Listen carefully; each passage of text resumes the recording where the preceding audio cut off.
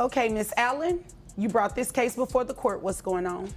Well, basically, my sister came and dropped her kids off 9 months ago and hasn't come back for them. How old are the kids? 4 and 7. All right.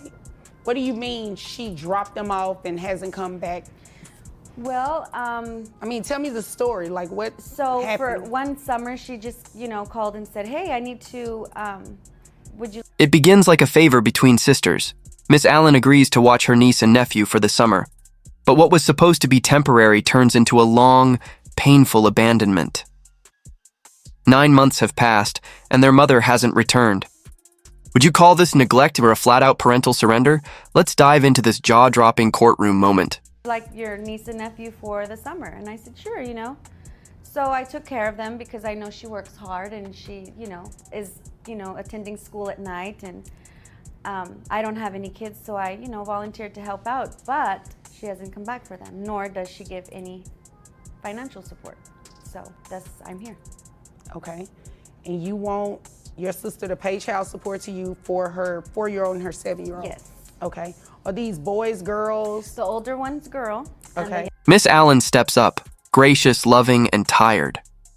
She didn't sign up to become a full-time parent, but that's exactly what's happened. She's been caring for a 4-year-old boy and a 7-year-old girl with no help, no money, and no end in sight. She's not asking for custody, she's just asking for help. But is that too much to expect from their own mother? Younger one's a boy. Okay. What about health insurance? She pays the health insurance. Okay. All right. Is there anything else you want me to know before I move over to her? I love my niece and my nephew, and I don't necessarily want to keep them from her, but if she needs my help and I can help, then I want to, but I need her help also. So all right. That's it. I'm not trying to be ugly or malicious to my sister. I want her to do well. I just need help. Understand. Okay. Ma'am, what is the reason that you dropped your children off with your sister and haven't been back to get them? I just decided that I don't want to have kids. Excuse me? I don't want to have kids. Yeah, well, you already had them, so they're yours. Your sister is raising them. Don't you think? Then comes the shocker. Mom casually tells the judge, "I don't want to have kids anymore." Just like that. No remorse. No plan. No explanation. The courtroom freezes.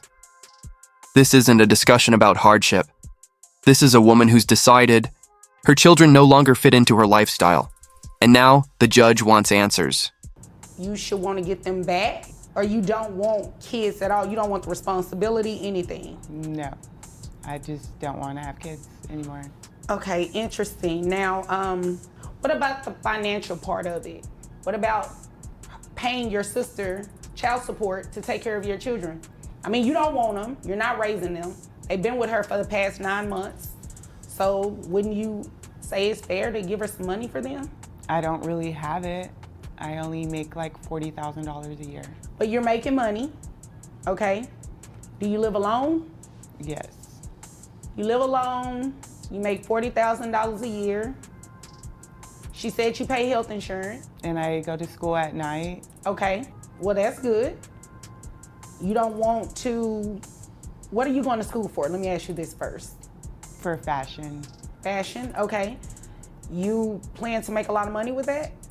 Hopefully one day. She says she only makes $40,000 and goes to school at night for fashion. That's her focus, not her kids. The judge presses her. Did a boyfriend influence this? Did you ever plan to get them back? Her answers? Vague, cold, detached. And the deeper the judge digs, the more heartbreaking it gets.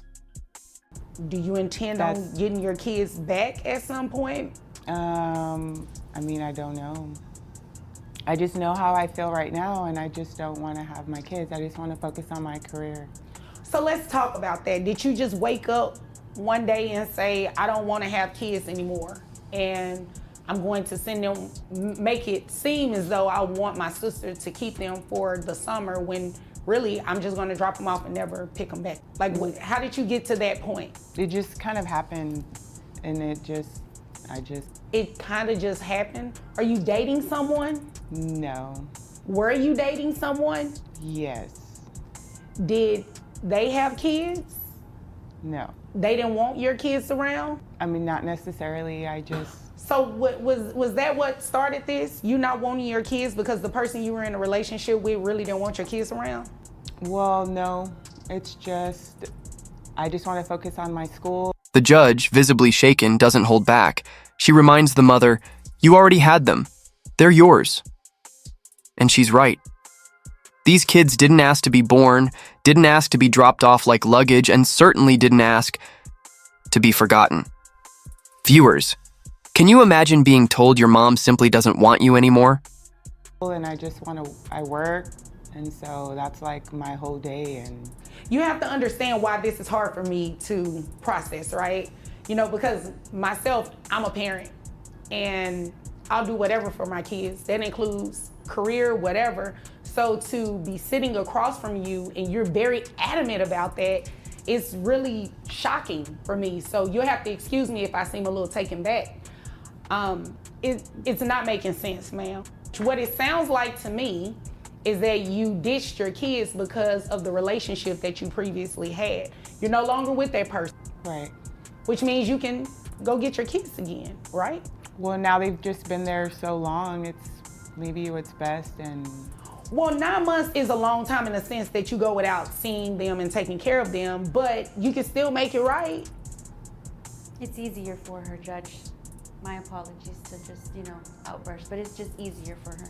The mother insists it's easier for her sister to raise them, as if convenience excuses responsibility. But this court isn't here for excuses. It's here for justice. And the reality is simple. If you abandon your kids, someone still has to care for them. And it shouldn't be for free. For me to have them. And this is what you're okay with doing. yeah. Okay. All right. So this is what we're going to do. You said you made $40,000 a year. Health insurance, how much was that? $80. $80. Okay. And that $80, that's for both of the children? Yes. Okay. All right. So this is what we're going to have you do. We're going to have you continue to pay the health insurance. At least make sure the kids stay insured, okay? And you have to keep working because you're going to pay your sister child support. You understand that, right? But I don't make enough. Did you think you were going to come in here, not take care of them, and not pay child support? Well, I just think to hear this. they're doing okay, and she can do it.